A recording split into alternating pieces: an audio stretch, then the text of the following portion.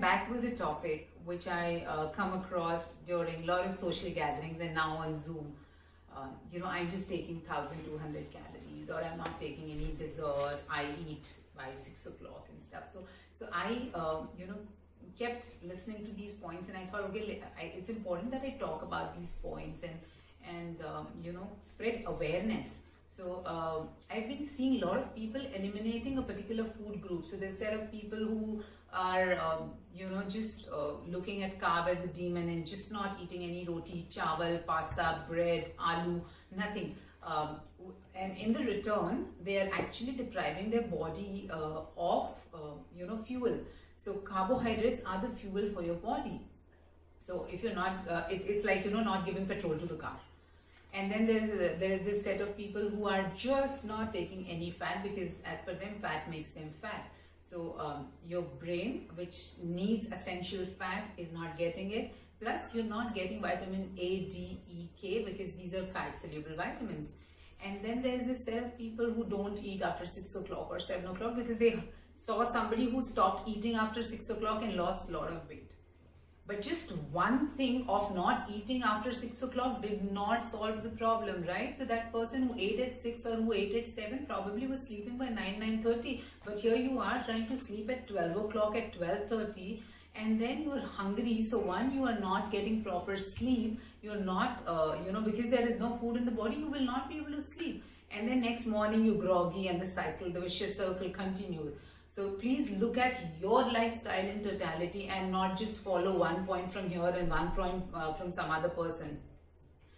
And then we have either nothing or everything, yeah? So either we don't eat for large gaps, or when we eat these huge meals. We don't break down our meals. Our stomach is very small. Now when we supply large meals, it's not able to break down those meals. And thereby, one, the body is not able to assimilate the food, so you don't get the nutrition. And since there's oversupply of the food, it gets converted to fat. So basically, while you're trying to lose weight, you're actually gaining weight. And then there are people who exercise. In their endeavor to lose weight, they exercise for 3 hours, 3.5 hours. And so you're following whatever diet that you're following, and then you exercise like this. You feel extremely hungry after your workout, and then you end up eating a large junk meal. So let's say you've burnt out 400 calories and then you eat up a meal of 600 calories. You've actually added 200 calories to your body instead of losing weight. And then people go gluten-free these days. Sure, you can go gluten-free if you have gluten allergy, if you have celiac disease. Otherwise, why would you go gluten-free? Gluten is a very important nutrient that your body needs. So please don't fall prey to these marketing gimmicks, or somebody lost weight by going gluten-free. For all you know, that person had gluten allergy, and a side effect of that disease is that you end up losing weight. So, just by going gluten-free, you end up eating a lot of rice, and rice is simple sugar. So obviously you're inviting more weight. Yeah, so please look at your lifestyle, look at what diet will actually work for you, look at what changes will actually work for you for now and in longer run, and then make a diet plan for yourself.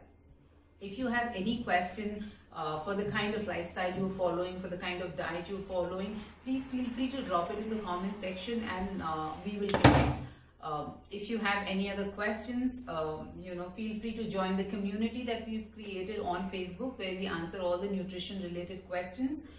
Don't forget to like, share and subscribe. We'll talk again. Bye-bye.